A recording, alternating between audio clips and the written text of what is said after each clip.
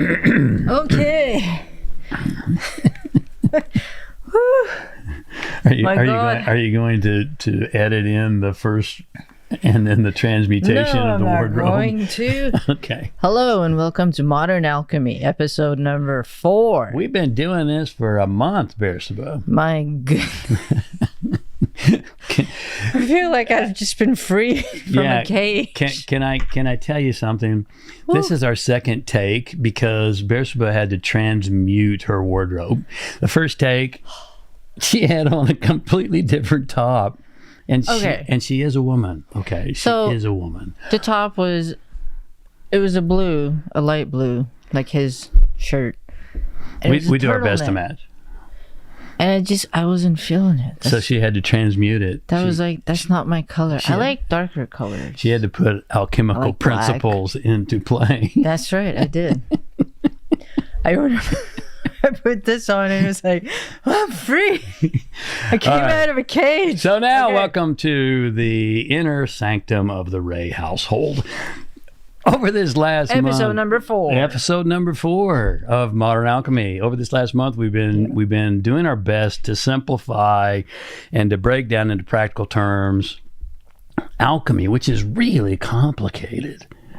Yes, it is. I've studied it for decades, and we could sit up here and we could riff on melanosis, leucosis, xanthosis, and iosis.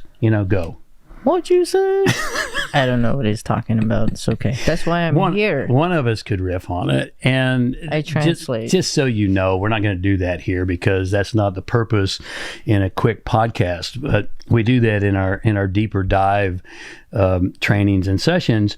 But those are the 4 alchemical processes of transmutation, 4 stages. Mm-hmm. And what we're doing is just putting them into a modern template.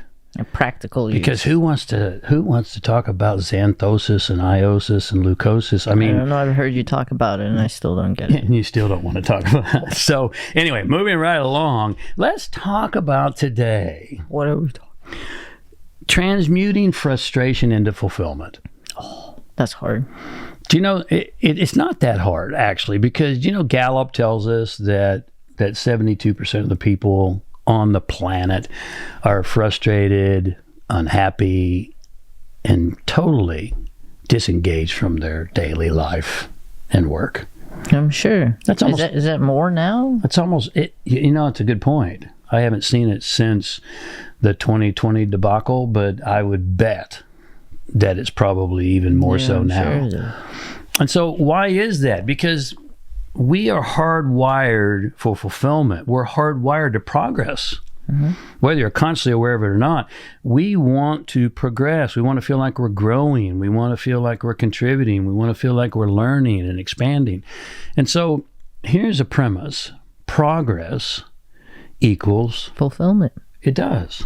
Yes, it does. I mean, when you progress, you feel fulfilled. I like to hyphenate that word. Which is much better than just being happy. Right? Fulfilled it's solid. Oh, here's a good point. Fulfillment can exist where happiness does not exist. Yeah.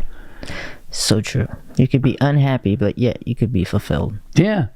You speaking from experience? Yes. In your marriage? Hopefully not. No. Thank you, God. I winked. So, did you wink? I didn't wink. Wow. I had to tell because it's on video. I would have heard about it later. Okay. Thanks so much. I'm kidding. I know. We have, if you haven't noticed, you'll get to know us. We have a very tight friendship and a very comical and playful. We share a good sense of humor. Yeah, playful relationship. Yes. But I digress. Let's get back on point here. Okay. Last week we talked about a schedule. Yes. You love schedules. I love schedule. You love schedules. I should get a t-shirt that says I love schedule. I should get her a t-shirt that says I love schedules, and then I'll have her wear it in one of these podcasts. But there's been times when I've come to her, comment yes, comment, go for it. Yes. There's been times where I've come to her and I say, hey, you want to do this spontaneously off the cuff? She's like, that is not on the schedule. It's not on the schedule. I guess that's the downside. Yeah. Of being a person who likes to be on a schedule. But we talked about that last week. And we said that 84% of the wealthiest individuals on the planet have a schedule and follow it. Well, do you know, Bersabeh, that 44% of the wealthiest individuals on the planet get up, are you ready? At least 3 hours before they have to go to work. You don't say, James Arthur Ray.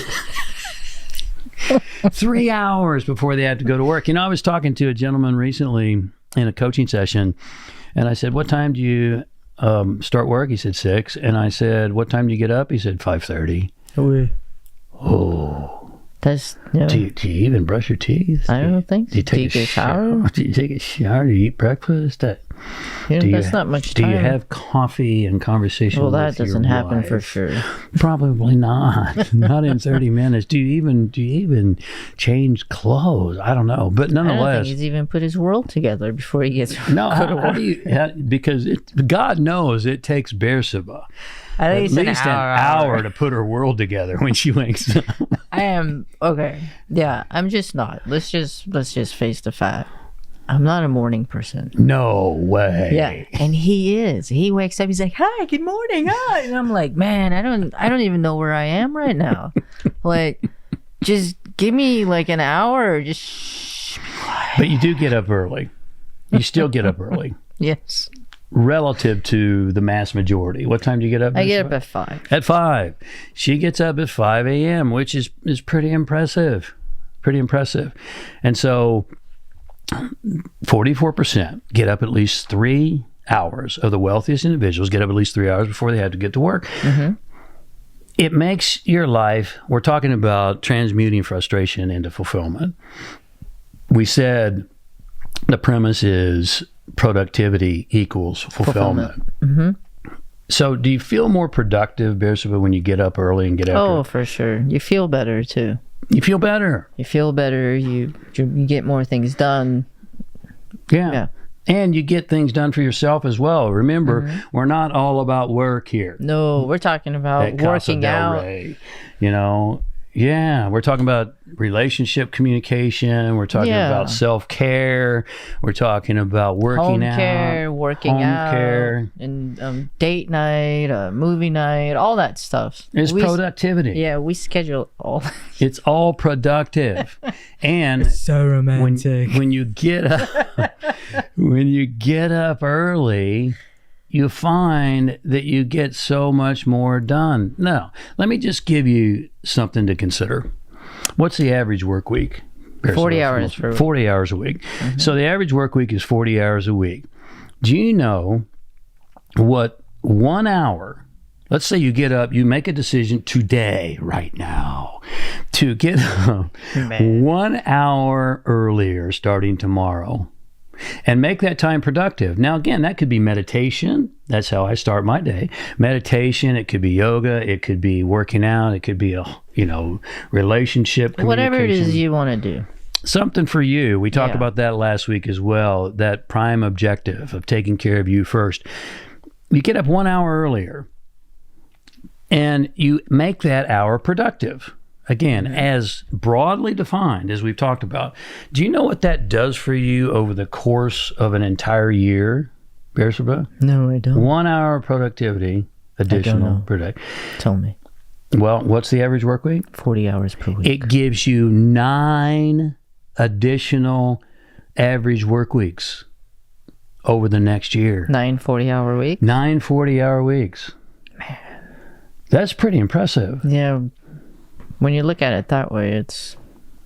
What could you do? What can you do with an additional 9 40-hour weeks? All those things you say you don't have time for. All those things you go, I haven't got time. I don't have enough time. Yeah.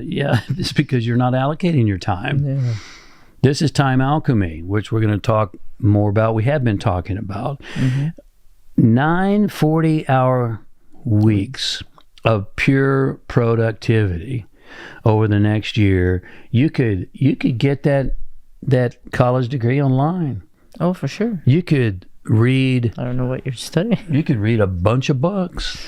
You could pick up classes, read books, start a workout program, whatever it is that's on your list. You're like, oh, I really want to do this, but I don't have any time. Yeah. Well, maybe you're not ready yet. Stick with us to commit to getting up 1 hour earlier. Oh, it's just 1 hour. It's 1 hour. Just one. Yeah, remember that when I wake you up No. tomorrow morning. It's just 1 hour, sweetheart. Are you waking me up at 4? I'll wake. No, I know better. Okay. I want to have a good day tomorrow. Man, you hog 3. Yeah. Anyway. But look, if you at least commit to doing one productive thing every single day and then recognizing it. Mm-hmm. Sometimes life is so active and so busy, we think, oh, I haven't done anything productive. Well, yeah, you probably have. If you commit to doing one productive thing every single day, that's 365 productive things, broadly defined, over the next year. And progress equals fulfillment. Fulfillment. I like that word, fulfillment. When you're full, your life is full. And speaking of that, It's better than happiness. it is. But why is it better than happiness? Happiness comes and goes, right? Yeah. But when you're fulfilled, you could be fulfilled and happiness doesn't exist. Yeah, even the father of positive psychology, which is a relatively new study, says stop chasing positive emotions because they're ethereal. They come and go. Yeah. Fulfillment can be present even when happiness is not present. Yeah, that is true. It really can be. Mm-hmm. And so the final thing I'd like to share with you, unless you have anything additional, is that we want to come back and reemphasize this. It's not just about work. We're certainly not about work. You weren't born to just work. You're born to live. Mm-hmm. Life seeks more life. And so I like how Richard Branson put it. I read once, he said, I don't differentiate between work and play. To me, it's all just life. Very true. It's a pretty good perspective. Mm-hmm. The challenges, it's just life. It's all life. The difficulties, The struggles. Life. The struggles, the victories. All of it. All of it. The frustration, all of it. It's just life. There's no difference between work and play. Not really. It's all just your life. And so live your best life. I want to thank you for giving us a couple of minutes of your life here today. And hopefully it's been valuable for you. Consider getting up earlier. Just 1 hour. You don't have to reinvent the wheel. Just do what the wealthiest individuals do. And you might become more wealthy and have more well-being. All right. Thank you. We'll talk to you Thank you again for in a week. joining us. Thank you so much. Have a masterful day. God bless. See you next week. Bye-bye.